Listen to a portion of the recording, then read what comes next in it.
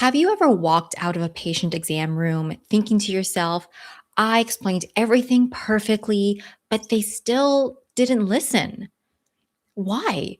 You had the right diagnosis, you had the right plan, even the right words, and yet it still didn't land for the patient. Here's what nurse practitioner school never taught us is that patients don't change because of logic, they change because of emotion.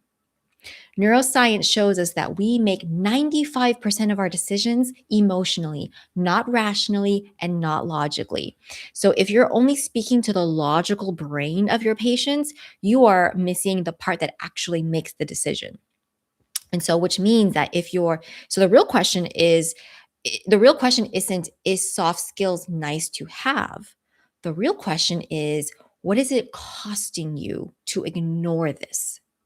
Because providers who feel fulfilled, respected, effective, they're not controlling their patients, they are moving their patients. And in this video, I'm going to show you why soft skills aren't soft at all, and they're the most powerful clinical tool you already have in your toolbox. And how mastering just a few of them can make your days easier, faster, and far more meaningful. Hi, for those of you who are new here, my name is Nicole. I am a rheumatology nurse practitioner, and I help other nurse practitioners find happiness in healthcare and meaningfully connect with their patients in 60 seconds or less. I have had medical providers tell me consistently over and over that their patients won't listen to them no matter how much they explain. And we all know the expectations with this career that it requires. Humans are complex creatures with a multitude of potential health issues.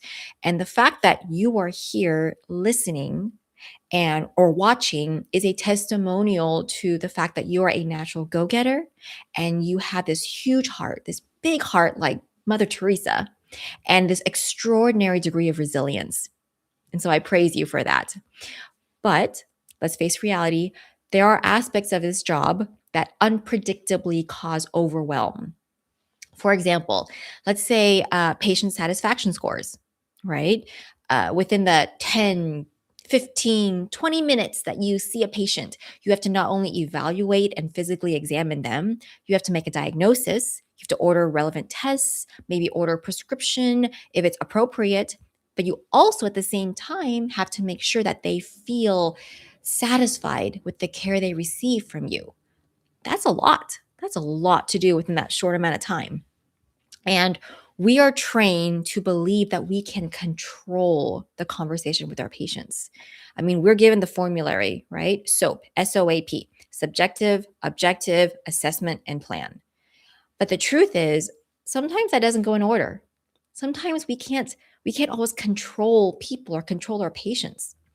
I was talking to a fellow nurse practitioner recently, and we were talking about leadership in medicine. And oftentimes, it feels like leadership thinks that it takes money to run medicine. It doesn't. It takes people to run medicine. It takes people to run medicine, to run healthcare. So the next question might be, how do we run people? And the answer is you don't. People are not robots. I mean, there's a reason why healthcare providers who make six figures plus a year, which by the way, if you don't know, 18% of Americans make six figures or more. So we are in the minority, we are in the 18%, but we still feel unhappy and burned out. And it's because we are human beings with emotions who have needs and need to feel fulfilled, valued, respected. And so we're not robots. And the truth is, you don't run people, you move people. You have to inspire and motivate them and touch their hearts. That's why it feels so exhausting and stressful trying to control the patient conversation because you're working against human nature. Humans can't be controlled because humans are moved. And if we truly, truly want to understand how to help people, we first have to understand psychologically how people receive information and how they make decisions. And people make decisions every day, hundreds of decisions every day, from waking up, like, should I hit the snooze button on my alarm? Or what should I eat for breakfast today? What should I wear? What should I get dressed in? Which shoes, which pants, which top should I wear? It could be to more complicated decisions like, how should I invest my money? Which investment funds? What options should I do? Should I do all the options? How much, what percentage of my paycheck goes into my investments? And not one of those decisions would be possible without emotion. Not a one. And I'm going to show you why. People who People do not receive information and make decisions exclusively with logic. Emotions are intricately involved and networked within our brains. In fact, neuroscientists demonstrate that the way our brain processes information, it cannot be divorced from emotion. Absolutely cannot. We use our emotions to put value or importance on a decision we make. And so, for example, if we're at a restaurant and we're looking at the menu of all the things to eat, we're looking at, what do I feel like eating right now? What sounds like it would taste good, right? That is such an emotional decision, like what to eat. There are two parts of your brain. There's the neocortex, which is the outer part of your brain, especially the prefrontal cortex. The neocortex part of your brain is responsible for logic. This is the logical part of your brain. It's responsible for language, for rational thought, rational thinking, decision making in a very logical way. And then we have the limbic brain, which is the more internal. Very this is a very archaic, centuries old part of our brain. And it consists of the amygdala, which we know is part of emotion, fear, happiness, and it controls emotions and feeling. And even though we speak with language through our prefrontal cortex and the neocortex of our brain, we actually make decisions with our limbic brain, with the amygdala, with the internal parts of our brain. Neuroscientists say that we only use 5% of our neocortex to make decisions. We actually use 95% of our emotional brain to make decisions. Have you ever gone to the grocery store when you were hungry?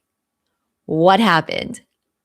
Exactly. Disaster. You end up buying all the snacks and the cookies and the sweets and the ice cream. You go to the cookies area and the dessert area, the cake area. Everything looks so good because you feel hungry. It's hard to divorce your hunger and the emotional pain of feeling that hunger from the logical part of your brain to, what foods do I need to buy that should be healthy if you're on a diet, all those things. In fact, I personally make it a personal policy that I never go to the grocery store when I'm hungry. Never, ever, ever. Because I know my limbic brain will work against me. Like, I am way too fragile. I know I cannot handle that. Or, for example, if you're dating and you've just been dumped, what do you do when you've been dumped? What do you usually do? Logically, we know we should move on. That he's just not for me. She's just not for me. It's not a good fit. I save time by not spending more time with them. It's time to move on. But we can't help but feel emotional about these things. We end up sitting at home in our sweatpants, eating out of a bucket of ice cream. Maybe we're watching The Notebook or some sappy romance movie, crying our eyes out, wondering why our life is a dumpster fire, right? People think emotionally. That's why people are not robots, why you can't control conversation through logic. You don't control people, you move them, because people are emotional beings. So, how do we do this? I want you to imagine, close your eyes, and if you're driving and you're listening to this podcast, don't close your eyes.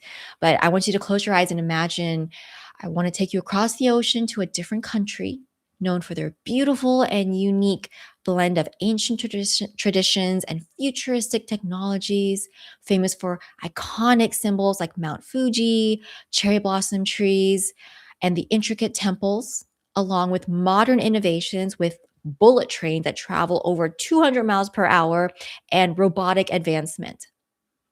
Can you guess what country we're talking about? We're in Japan. Japan. I want to talk to you about the art of gift wrapping in Japan. It is such an ancient art and is highly, highly honored and praised in Japan. Gift wrapping is crucial in Japan because it is considered an extension of the gift itself. When people wrap a gift, whether it's in wrapping paper, with a cloth wrap, whatever they choose, the wrapping it symbolizes respect. It symbolizes care. It conveys the giver's thoughtfulness, their honor, and their importance of that moment, of that experience. And in Japan, unwrapped gifts are generally considered impolite. They are, as the presentation reflects the giver's sincerity and the value placed on. And so, this beautiful gift wrapping, people in Japan wrap their presents, their gifts beautifully. It really builds the anticipation and makes the unwrapping of the gift a truly delightful experience. It adds pleasure to the experience of receiving a gift, the unwrapping of a gift.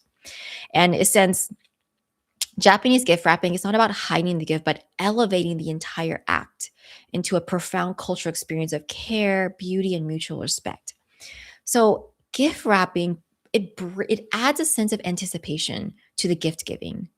Anticipation, it means feeling excited, hopeful, or even anxious about something expected to happen, and it involves your mind predicting and looking forward to the future events. And it's a powerful emotional state that can really motivate people, can impact decisions people make. It involves the brain's release of dopamine for the rewards. And we all know dopamine. Dopamine triggers a sense of pleasure, satisfaction, and we are, as humans, we are encouraged to repeat actions to get more of that dopamine hit because it is so joyful to get that rush of dopamine. And so clinical skills gives the gift to the patient, but soft skills makes the gift feel valuable. You are giving a clinical gift wrapped in soft skills to give your gift value and meaning to your patient. Patients don't just remember what you prescribed, they remember how you wrapped it, how you gift wrapped it.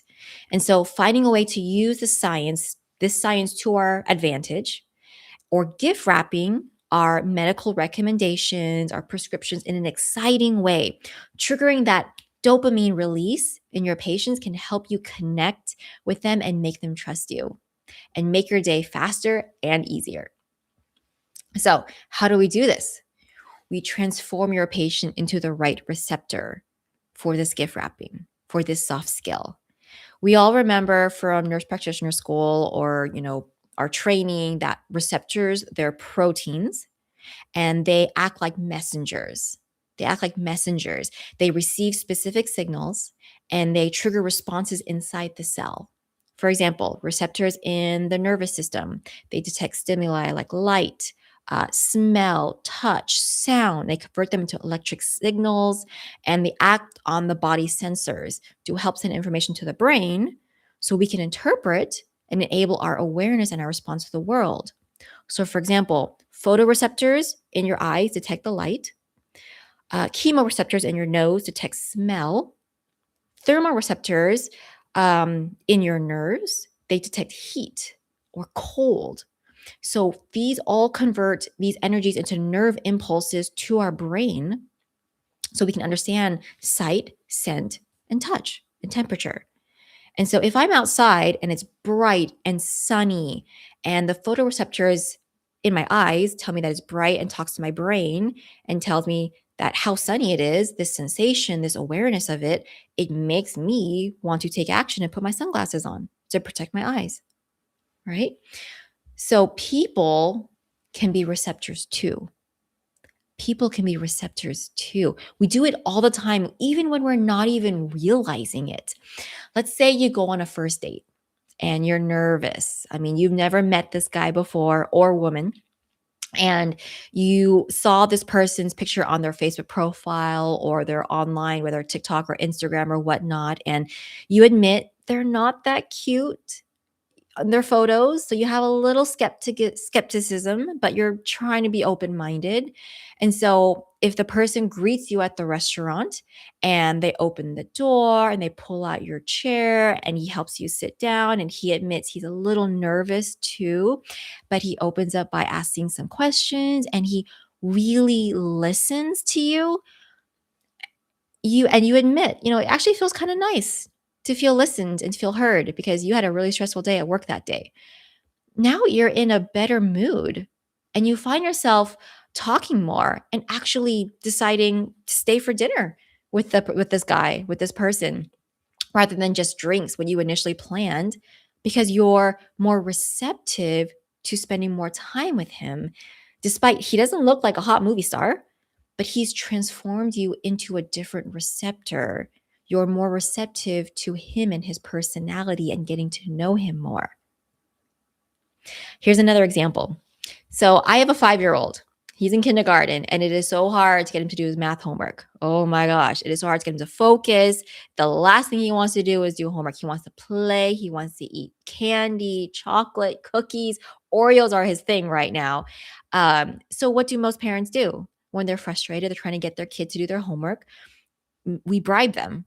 I admit it's a terrible habit. I'm trying to get out of it with my husband, but I admit sometimes we bribe our son.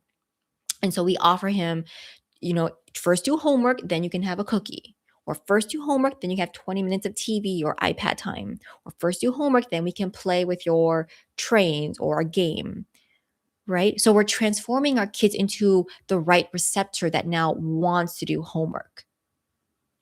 And so we can do this with our patients too. We can absolutely do this with our patients, with anyone.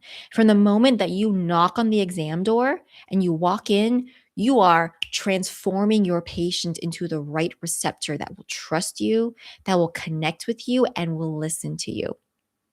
And if you're interested in how you can transform your patient into the right receptor for you, then I highly invite you to join my free weekly newsletter, Finding Happiness in Healthcare, where I give you every week free private reflections, real life insights, and actual clear and actionable ways you can make better your way of practice and connect with your patients.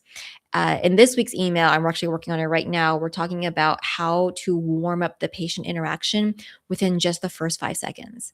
And I promise this is a huge deal breaker. It makes a big difference. You can warm up the patient interaction within seconds, within like 5 seconds. I promise you. We all knew working as a nurse practitioner would be hard. But at the end of the day, we just want to feel like it matters. We want to feel like we have a purpose and that it matters. And so if this is you, definitely click the link below in the description box and join our weekly email newsletter family. And by the way, you also might receive a free gift with your first email from me. So many people, whether they're in healthcare or any other industry, feel that soft skills are not necessary. I mean, just the description of soft skills. What do you think of when you hear the word soft? For me, I think fluffy, not necessary, not required, an optional thing. But I want you to think about it like this. How are the decisions I'm making today? What are they costing me? What are the decisions of me skipping out on soft skills, of wrapping my clinical skills with soft skills? What is it costing me right now? A couple of years ago, I hired a voice coach. A voice coach. I know. What the heck is that? Is that a thing? I thought only singers had voice coaches. So for me personally, I have this innate, colossal fascination with human interaction, communication, and interpersonal skills. Like I dream about this. I think about it every day. I am just fascinated by it. And I truly believe that if you are a master communicator, there is no cap to your success in life. There is no glass roof. There's no glass ceiling. You can accomplish anything. And so I hired a voice coach a few years ago, and she really taught me how to speak with my voice in a way that's truly charismatic. A long time ago, my husband told me that when I speak, I sound very forceful and very intense. And it's funny because to me, I think I come across as passionate, that I am passionate about something, but it actually comes across as other people as intense and forceful. And no one enjoys listening and interacting with someone who sounds intense and forceful. It actually turns you off. And believe me, my husband and I have had many fights over miscommunication because of the way my voice sounded and my delivery. But wow, after a few weeks of working with a voice coach, learning the different tactics and exercises to implement, how to warm up my voice, how to use my voice as a muscle, because your voice is a muscle, which by the way, we are never taught how to use our voice. We're only taught how to speak words once we're like 1 years old, but we're never taught how to use our voice, how to add more depth, how to speak more in a silky, smooth voice that's pleasant for the ear to hear. It's been a game changer, a total game changer. I mean, if you think I'm a natural at speaking, no, no, no. That was months, years of practicing and coaching and really just warming up my voice and practicing it over and over and over. And even my husband has noticed a difference in my voice, and it's been fantastic. And I'll be honest, I spent a couple $100 with a voice coach for a few weeks, and it has paid dividends. And I mean, I promise you, dividends. If I didn't do this, what would it have cost me? It would cost me a hard marriage where my husband and I would constantly argue all the time, a hard career where I have a tough time communicating with my patients, or even for me personally, speaking gigs, which is what I really want to do. It's something that I want more than anything. And so that would have cost me so much happiness, so much money, but that couple $100 was a drop in the bucket, and it saved me so much time. And I tell that story because I want you to see your decisions going forward, whatever decision it might be, whether it's um, whether it's joining our newsletter and learning how to communicate in a way that connects with your patients instantly, or even just, decisions to watch TV over exercise at the end of a long day. What is it costing you to make that decision? Or if you choose to say no, what is it costing you? And so, if you feel drawn to learning more about connecting with your patients, if a small part of you is drawn to the idea that seeing that if you could help to enjoy your work and your life more, then I invite you to click that link below and join our free weekly email newsletter. Your future self will thank you. So many people dismiss soft skills. So many people do. And there's a saying, if you work against human nature, it works against you. But if you work with human nature, it works with you. We only get one life. And I don't personally, for me, I don't want to spend my life miserable in my nurse practitioner career, just dreaming about the Fridays before the weekends or my vacations or my retirement date. I want to spend my life waking up excited to get dressed, to go to clinic, to see patients. I want to fill my life with amazing moments where my patients hug me. They make me feel like I'm the amazing provider that I know I am deep inside. And I know you are deep inside too. Do not let your circumstances give meaning to your life. Instead, choose to put meaning in the circumstances of your life. I hope this episode was helpful. If you did find it helpful, then you should definitely watch my last episode, Every Reason You're Feeling Disconnected from Your Patient, explained in 22 minutes. Otherwise, I will see you in the next episode. And remember, I am always rooting for you.